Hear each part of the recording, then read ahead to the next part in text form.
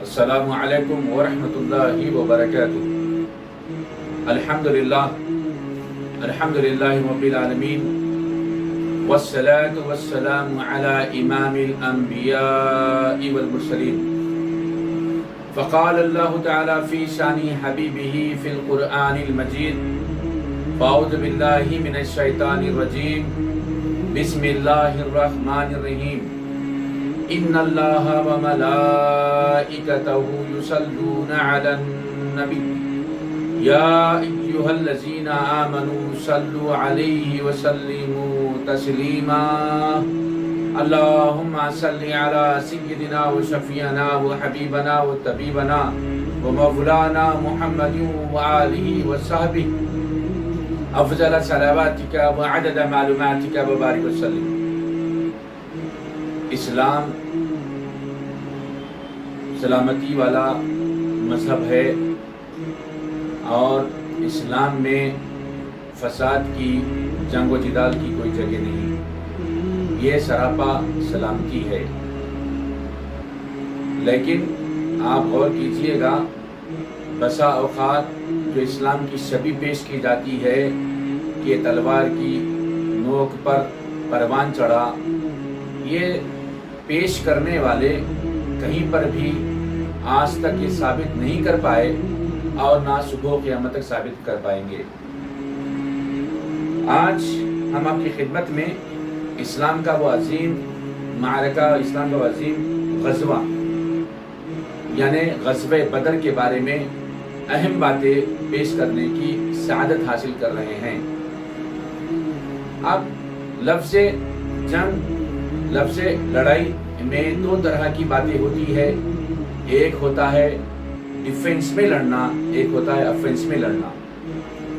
اسلام کی تمام تاریخ پہ آپ طائرانہ نظر ڈال کے دیکھیے، اسلام جب کبھی بھی تلوار اٹھایا ہے، اسلام کے ماننے والوں نے جنگ و جدال کی طرف آگے بڑھے ہیں تو پھر وہ ڈیفنس میں ہی بڑھے، افنس میں نہیں۔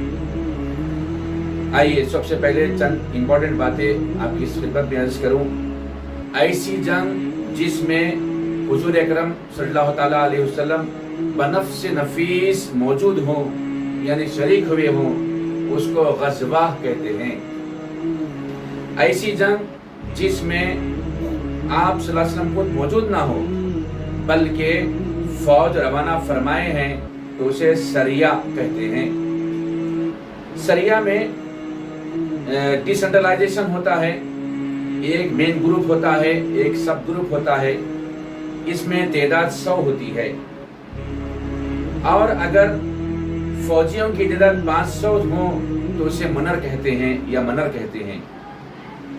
اگر 800 فوجیوں کی تعداد ہوں تو اسے جیش کہتے ہیں، اور اگر فوجیوں کی تعداد 4000 سے زیادہ ہو تو اسے جہل کہتے ہیں۔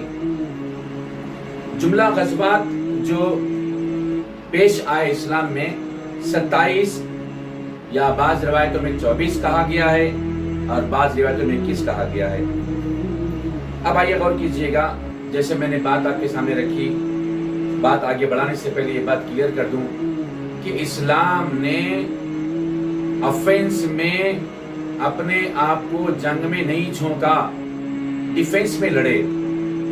اب غور کیجئے گا، جو مکی زندگی ہے یعنی کم و بیش 13 سال کی زندگی، اس میں اسلام سے کتنی جنگیں ہوئی؟ اسلام کے پہلے کاروں سے کتنی جنگیں ہوئی؟ نہیں، ایک بھی جنگ نہیں ہوئی، بلکہ الٹا اسلام کے ماننے والوں پر کتنے ظلم و ستم کیے گئے، تاریخ گواہ ہے، تاریخ کے اوراق بھرے پڑے ہیں ان واقعات سے۔ اب آگے آئیں، جیسے کہ میں نے کہا غزوات کی تعداد مختلف ہے، مختلف روایتوں میں، بعض روایتوں میں 27، بعض میں 24 اور بعض میں 21 ہے، اور سریہ کی جمع سرایا ہے، ان کی تعداد بعض روایتوں میں 47 بتائے گئے ہیں اور بعض روایتوں میں 56 یعنی 56 بتائے گئے ہیں۔ صحیح بخاری میں ہے کہ سب سے پہلے غزوہ جو پیش آیا وہ غزوہ ابوا تھا۔ مدینے میں آمد کے دوسرے سال चरागाह से गुजरते हुए कजर बिन जाबिर ने मदीने शरीफ के जो ऊँटों की चरागाह थी वहां से ऊँटों को हकाल ले गया, जिसमें रसूल पाक सल्लल्लाहु अलैहि वसल्लम के ऊँट भी शामिल थे। उसका ताक़ुब करके बदर के मैदान तक पहुंचे, लेकिन उस वक्त तक वो रवाना हो चुका था। इसीलिए इस वाक़ये को बदर उला कहते हैं, यानी दूसरे हिजरत के दूसरे साल के शुरुआत में ये मामला पेश आया। फिर इसके बाद ग़ज़वे बदर का जो वाक़या पेश आया है वो कहां पर पेश आया? एक बस्ती में पेश आया जिसका नाम बदर है। इस बस्ती का नाम बदर क्यों पड़ा, इसके दो वजूहात बतलाए गए हैं। एक बुजुर्ग शख्स उस जगह पर रहते थे जिसका नाम है बदर बिन हारिस, इसीलिए इसका नाम बदर पड़ा, इस बस्ती का नाम बदर पड़ा। और एक बात मशहूर है कि इस इलाके में एक कुआं था जिसका पानी बहुत साफ और शफाफ हुआ करता था, और उसके कुएं में यानी उस कुएं में चांद बिल्कुल मुकम्मल तौर पे नजर आता था, चांद यानी बद्र कामिल नजर आता था, इसीलिए इस बस्ती का नाम बदर पड़ा। बहरहाल जो भी हो, इस मुकाम पर ये मामला पेश आया है। ये जो बदर है, ग़ज़वे बदर जो पेश आया है, इसको यौमुल फ़ुरक़ान से भी ताबीर किया जाता है, यानी इसी दिन फ़ुरक़ान यानी फ़र्क करने वाला, फ़र्क यानी काफिरों में और मुसलमानों में फ़र्क करने वाला ये दिन था। यहाँ पर मुसलमानों को अल्लाह तबारक व तआला ने फ़तह व नुसरत से हमकिनार किया था, इसीलिए इसको यौम बदर को यौमुल फ़ुरक़ान भी कहा जाता है। आगे की तफसील की तरफ आगे बढ़ते हैं। बाएतिबारे ईस्वी 13 मार्च 624 ईस्वी 624 ईस्वी रसूल पाक सल्लल्लाहु अलैहि वसल्लम की आमद मदीना के 19वें महीने में 12 रमज़ान मुबारक, बाज़ रिवायतों में 8 रमज़ान मुबारक है, बदर के मैदान की तरफ आप सल्लल्लाहु अलैहि वसल्लम रवाना हुए। अबू लबाबा अंसारी रज़ियल्लाहु तआला अन्हु को मदीने तय्यबा का खलीफा मुकर्रर फरमाए, यानी जब जंग में जाते हैं तो उसूल होता था कि उस वक़्त पर वहाँ पर कौन जो है ना बागडोर संभालेगा, कौन जिम्मेदारी संभालेगा, किसी को जिम्मेदारी लेके जाते, ये तरीक़ा था। तो अबू लबाबा अंसारी रज़ियल्लाहु तआला अन्हु को मदीने के खलीफा बनाकर वहाँ से रवाना हुए। ये पहला ग़ज़वा था। यहाँ पर एक इम्पोर्टेंट बात ज़हन कर लें, इससे पहले जो ग़ज़वात हुए वो उसमें जो अंसार साहबा कराम थे शरीक नहीं थे। ये पहला मौका था, ये पहला ग़ज़वा था जिसमें जो अंसार साहबा कराम थे वो भी शरीक हुए। अब आइए, मुसलमानों की तादाद इसमें 313 लिखी है, लेकिन प्रैक्टिकली वहां पर 305 ही थे। 313 किस नौइयत से वो समझ लें, 77 महाजरीन थे और 236 अंसार थे। हकीकी तादाद जो 305 थी उसमें महाजरीन की तादाद 74 थी और अंसार की तादाद 231 थी। बकिया 8 साहबा कराम मदीने में ही रह गए थे, किसी वजह से हाजिर नहीं हुए थे, लेकिन रसूल पाक सल्लल्लाहु अलैहि वसल्लम ने उनको बदरियों में शामिल किया, इसीलिए 313 बताए गए हैं। इन 8 लोगों में जो मदीने में रह गए उसमें महाजिरीन में से 3 असहाब थे और अंसार में से 5 थे। महाजिरीन में से जो 3 साहबा कराम थे उनमें उस्मान बिन अफ़्फ़ान रज़ियल्लाहु तआला अन्हु, तलहा रज़ियल्लाहु तआला अन्हु और सईद बिन ज़ैद रज़ियल्लाहु तआला अन्हु, ये 3 साहबा कराम रुक गए थे महाजिरीन में से। अब उस्मान गनी या उस्मान बिन अफ़्फ़ान रज़ियल्लाहु तआला अन्हु क्यों रुक गए थे? रसूल पाक सल्लल्लाहु अलैहि वसल्लम ने जो हालत थी बीबी रुक़ैया रज़ियल्लाहु तआला अन्हा की, उस बुनियाद पर आप सल्लल्लाहु अलैहि वसल्लम ने हुक्म दिया कि तुम रुक़ैया की तीमार बादारी में यहाँ पर रुके रहो। बीबी रुक़ैया की इसी दौरान इस दुनिया से आप चल बसी। इसका वाक़या इंशाल्लाह फिर कभी हम आपकी खिदमत में रखेंगे। अब उसके बाद देखिए, इस ग़ज़वे में मुख्तसर से यहाँ पर सामान्य जंग था मुसलमानों के पास। वो क्या था सुन लें, सिर्फ और सिर्फ 3 घोड़े थे, 70 ऊंट थे, 6 जरहे थी, यानी जंगली बात 6 जरहे थी, और शमशीरें सिर्फ 8 थी। इसीलिए एक एक ऊंट पर कई सवार होते थे। चुनाचे हुजूर अकरम सल्लल्लाहु अलैहि वसल्लम के साथ आपके साझेदारी में हजरत अली रज़ियल्लाहु तआला अन्हु और ज़ैद बिन हारिस रज़ियल्लाहु तआला अन्हु शरीक थे। चुनाचे होता यह था कि कभी रसूल पाक सल्लल्लाहु अलैहि वसल्लम तशरीफ फरमा होते और ये दोनों ऊंट को जो है ना नुकेल पकड़ के आगे बढ़ते। फिर उसके बाद रसूल पाक सल्लल्लाहु अलैहि वसल्लम एक मंजिल पे उतर के किसी और को चढ़ाते तो वो कहते कि आप तशरीफ फरमा रहे हैं, हम जो है ना आगे हम ऐसी हमारे नंबर पे भी आप भी बैठे रहे। लेकिन रसूल पाक सल्लल्लाहु अलैहि वसल्लम मना फरमाते और सबको बैठने का मौका दिए। ये है बराबरी का सबक, ये है इस्लाम का दिया हुआ सबक। अब उसके बाद बदर के मुकाम पर पहुंचने के बाद रसूल पाक सल्लल्लाहु अलैहि वसल्लम ने अली रज़ियल्लाहु तआला अन्हु और दीगर कुछ असहाब को बदर के रुदात जानने के लिए भेजा। बदर के क्या हालात जरा देख कर आए, इस मकसद से भेजा। तो जैसे ही वहां पर भेजे तो अली रज़ियल्लाहु तआला अन्हु को 2 गुलाम नजर आए। तो आप दोनों गुलामों को पकड़कर रसूल पाक सल्लल्लाहु अलैहि वसल्लम की खिदमत में पेश फरमाए। वो गुलाम लाने के बाद गुलाम से पूछे तेदाद कितनी है, कौन कौन आए हैं, कुछ नाम उन्होंने गिनवाए। फिर उसके बाद कहा तेदाद कितनी है, बोले तेदाद तो नहीं मालूम लेकिन कसीर तेदाद है, बड़ा लश्कर है। तो रसूल पाक सल्लल्लाहु अलैहि वसल्लम की स्ट्रेटेजी पे गौर कीजिएगा कि आप कैसे स्ट्रेटेजी जो ना वो फरमाते हैं, तदवीन फरमाते हैं। कहा कि खाने पर रोजाना कितने ऊंट जुबा किए जाते हैं। तो उसने कहा कि कभी 9 ऊंट ज़िबा किए जाते हैं, कभी 10 ऊंट ज़िबा किए जाते हैं। तो रसूल पाक सल्लल्लाहु अलैहि वसल्लम ने कहा अगर 9 ऊंट ज़िबा किए जाते हैं तो 1000 से कम है, और अगर 10 ऊंट ज़िबा किए जाते हैं तो 1000 के ऊपर है। देखिए क्या मामला है। फिर बाद में तहकीक के बाद पता चला मुशरिकों की तादाद 1000 थी और बास रिवायतों में आया है कि 950 थी। लेकिन इनके पास जो साजो सामान था, अल्लाह, अगर कंपेयर करेंगे आप रसूल पाक सल्लल्लाहु अलैहि वसल्लम के जो असहाब के पास जंगी साजो सामान है और उनके पास जो जंगी साजो सामान है, कंपेयर करेंगे तो इतना बड़ा फर्क है कि जो है ना हर कोई ये कहे कि भाई जंग करने की नहीं थी, सिवाय यहाँ पर शिकस्त के दूसरा मिलने वाला कुछ आसार नहीं थे, लोग ये समझेंगे। लेकिन यहाँ पर अल्लाह के हुक्म से रसूल पाक सल्लल्लाहु अलैहि वसल्लम आए और अल्लाह तबारक व तआला ने भी दिया। इतने साजो सामान रहने के बाद भी, उनके पास इतना ज्यादा साजो सामान रहने के बाद भी वो शिकस्त खुर्दा हो गए।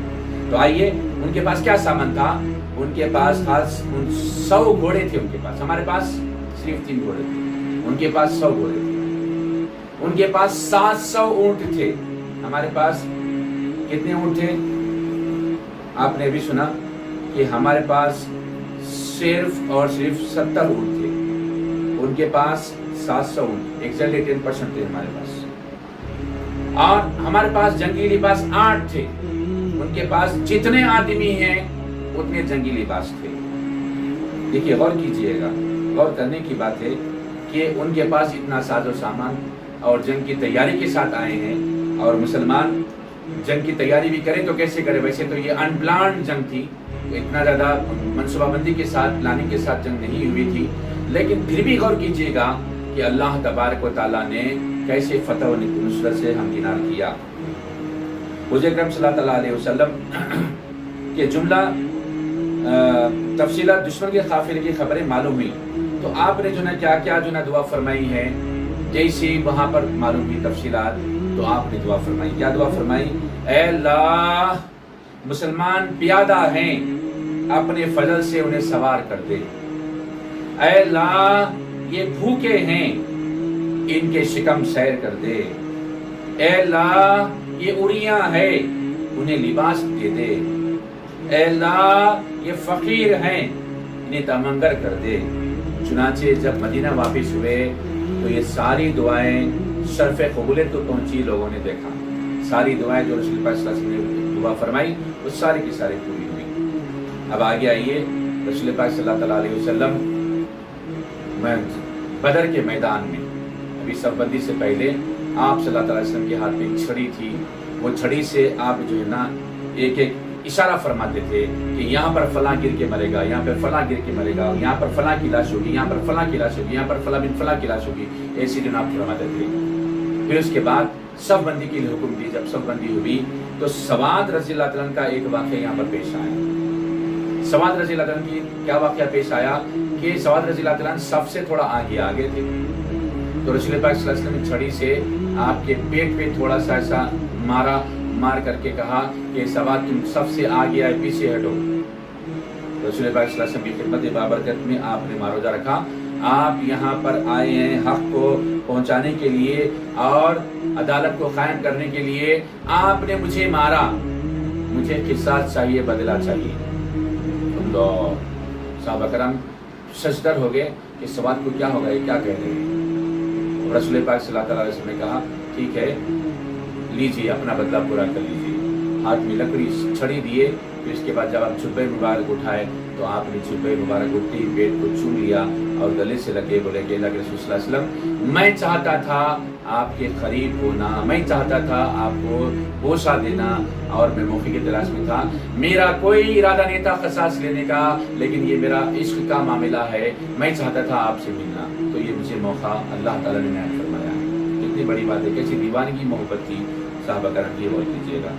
फिर उसके बाद में गौर कीजिएगा कि जब सब बंदी हो गई, उधर से भी सब बंदी हो गई, तो रसूल पाक सल्लल्लाहु अलैहि वसल्लम ने हुक्म दिया कि जब तक कि मैं हुक्म ना दूं कोई भी आगे नहीं बढ़ेगा, कोई भी जंग। यानी मैंने पहले कहा है, हम लोग डिफेंस में लड़े, ऑफेंस में नहीं। हमलावर नहीं हुए, कोई हमला किया तो अपना डिफेंस किया। तो बहरहाल रसूल पाक सल्लल्लाहु अलैहि वसल्लम का क्या हुक्म था, जब तक कि मैं ना कहूँ कोई आगे ना बढ़ेगा, नहीं बढ़ेगा।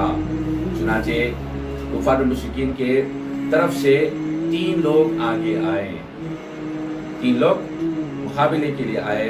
तो रसूल पाक सल्लल्लाहु अलैहि वसल्लम ने अंसार में से 3 असहाब को भेजा।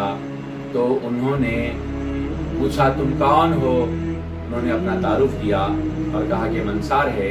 तो ये तकब्बुर में भरे लोग क्या कहने लगे, तुमसे हमारा मुकाबला नहीं, ये किसान के बच्चों से हम कैसे लड़ेंगे, हमारे बराबरी वालों को बुलाओ, हम उनसे लड़ेंगे।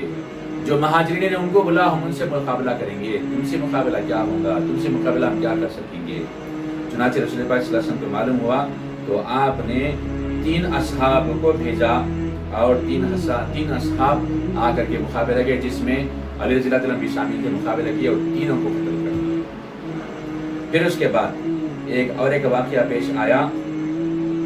क्या वाक़या पेश आया, 2 भाई मआस व मऊस रज़ी अल्लाह तआला अन्हुम, दोनों भाई जो है ना सब बंदी में एक दूसरे से पूछने लगे कि अबू जहल कौन है, अबू जहल कौन है। चूंकि ये अंसार थे, अबू जहल से वाक़िफ़ नहीं थे, पूछने लगे कौन है कौन है। तो अब्दुर्रहमान बिन औफ रज़ी अल्लाह तआला ने कहा क्यों पूछते हो, क्या वजह है। एक भाई आगे कान में पूछे, भी दूसरे भाई ने वही सवाल किए, तो दोनों से पूछा था क्यों पूछते हो, बोले बताओ तो सही कौन है। तो उन्होंने इशारा किया कि ये जो अबू जहल है, सब बंदी जो कर रहा है वही अबू जहल। तो सीधा जो है ना उन लोगों के पास, यानी ये लोगों को छोड़कर था, इसमें से ये दोनों भाई अबू जहल के पास लग गए। दोनों आगे बढ़े, आगे बढ़ के हमलावर हुए। ऐसा हमलावर हुए कि वो घोड़े से नीचे गिर गया। घोड़े से नीचे गिरने के बाद उसका बेटा अकरमा आया, आकर के एक को तो जामे शहादत पिला दिया। कैसे पिलाया, जैसे ही हाथ पे मारा तो हाथ जो है ना बिल्कुल लटकने को हो गया, बिल्कुल थोड़े से गोश्त के उस पर टिका हुआ था। उन्होंने अपने हाथ को दबोच कर, यानी पैर से दबा कर निकाल कर हाथ निकाल करके बाएं हाथ से मुकाबला किया और मुकाबला करते करते शहीद हो गए। और जो शहीद हुए वो है मऊस रज़ियल्लाहु तआला अन्हु, और जो शहीद नहीं हुए वो है मआज़ रज़ियल्लाहु तआला अन्हु। मआज़ रज़ियल्लाहु तआला को अल्लाह ताला काफ़ी लंबी उम्र दिया। वो उस्मान गनी रज़ियल्लाहु तआला के दौरे खिलाफत तक आप जिंदा रहे। अली रज़ियल्लाहु तआला बार बार आप जो ना अरीश में आते, अरीश यानी वो मुकाम जहाँ पर रसूल पाक सल्लल्लाहु अलैहि वसल्लम को एक झोपड़ी टाइप बना कर रखा गया था, वहाँ पर जो ना बार बार अली रज़ियल्लाहु तआला आते और खबर लेते कि रसूल पाक सल्लल्लाहु अलैहि वसल्लम क्या फरमा रहे हैं। तो रसूल पाक सल्लल्लाहु अलैहि वसल्लम हमेशा जब भी आते दुआ फरमाते रहते थे, सजदे में होते दुआ फरमाते रहते थे। और दुआ में क्या फरमाते रहते थे, दुआ में क्या कलिमात थे یا حیو یا قیوم برحمتک استغیث، یعنی یہ دعا جنا فرماتے رہتے تھے رسول پاک صلی اللہ علیہ وسلم۔ پھر اس کے بعد یہ دعا چلتی رہی۔ اس کے بعد رسول پاک صلی اللہ علیہ وسلم نے کہا کہ خوشخبری ہے، خوشخبری ہے۔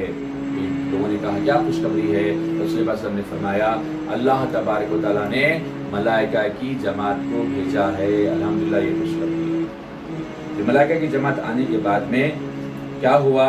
ملائکہ کی جماعت آنے کے بعد میں مقابلہ ہوا، ایسے مقابلہ ہوا کہ کفار مشرکین کو کوئی نظر نہیں آتا، کوئی جو ہے نا گر کے مر گیا ہے، کوئی جو ہے نا زخمی ہو گیا ہے شدید طور پہ، کوئی کچھ ہوا کوئی کچھ ہوا، مارنے والا نظر نہیں آ رہا، لیکن جو ہے نا ایک کے بعد دیگر قتل ہوتے رہے، قتل ہوتے رہے۔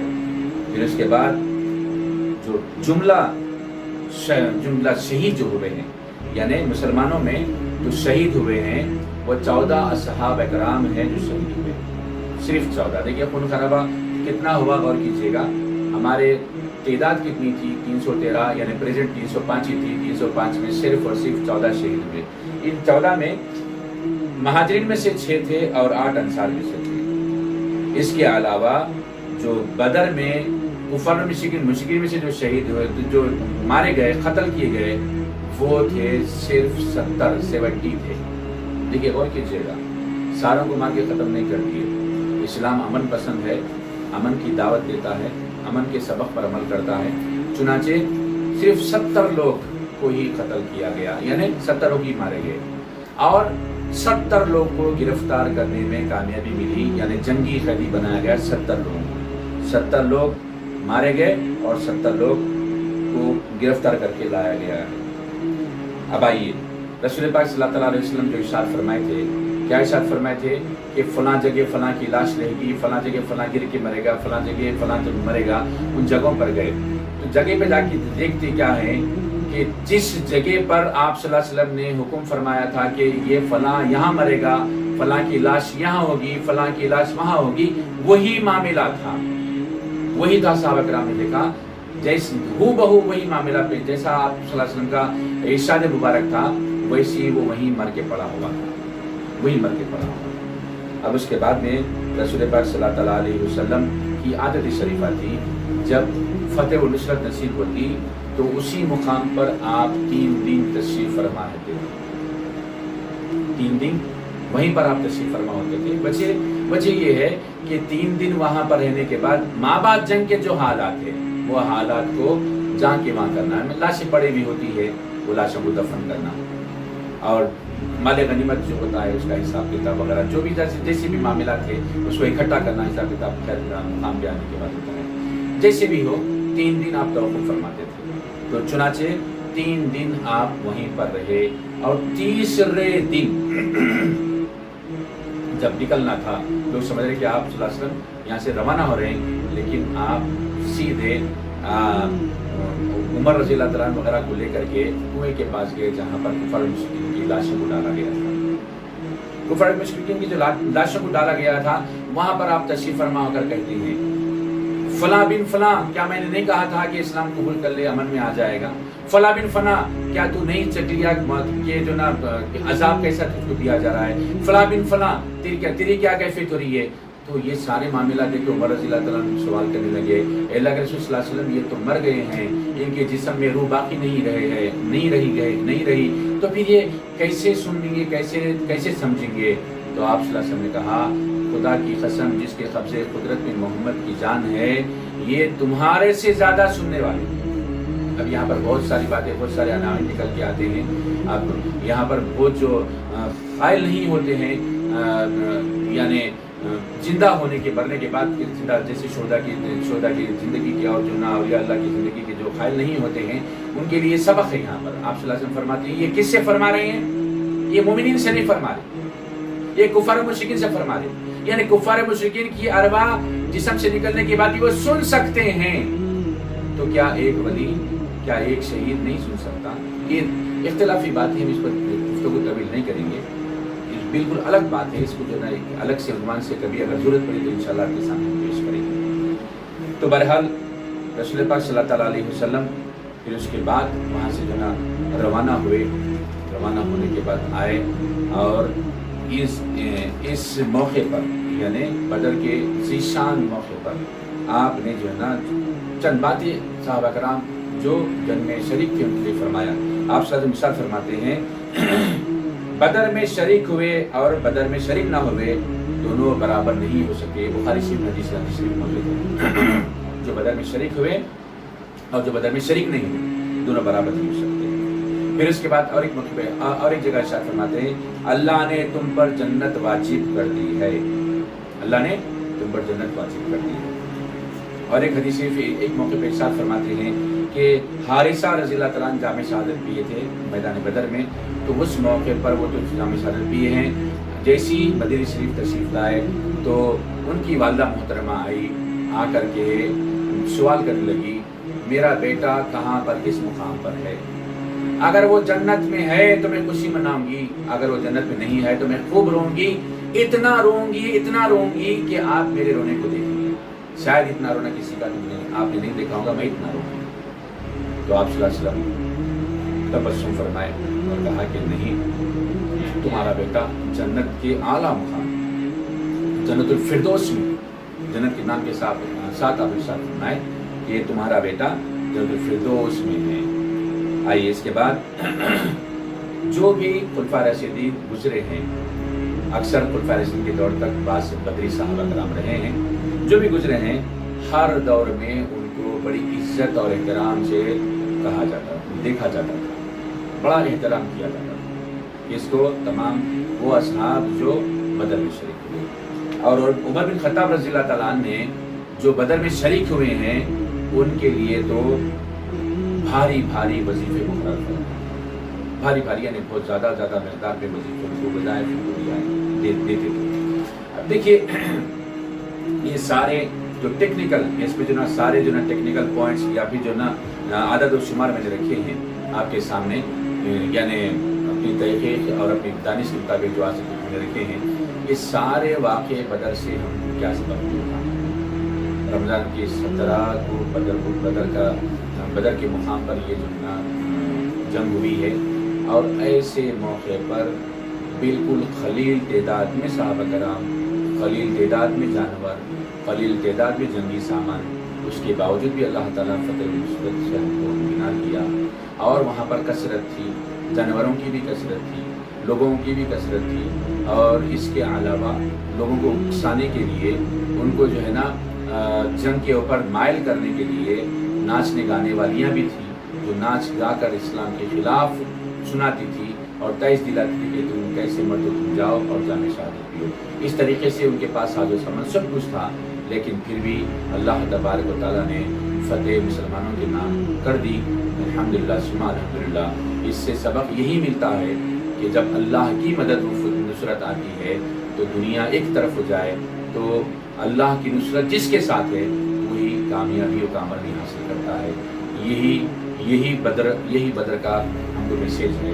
اب غور کیجئے گا, آج بھی وہی کیفیت سے مسلمان کئی ملکوں میں گزر رہا ہے کہ ان کے ساتھ کیا ہو رہا ہے, ظلم و ستم کی انتہا ہو رہی ہے, چاہے وہ فلسطین کا معاملہ ہو, چاہے سیریا یعنی شام کا معاملہ ہو, چاہے یمن کا معاملہ ہو, چاہے عراق کا معاملہ ہو, چاہے اور دوسرے مسلم ممالک کا معاملہ ہو.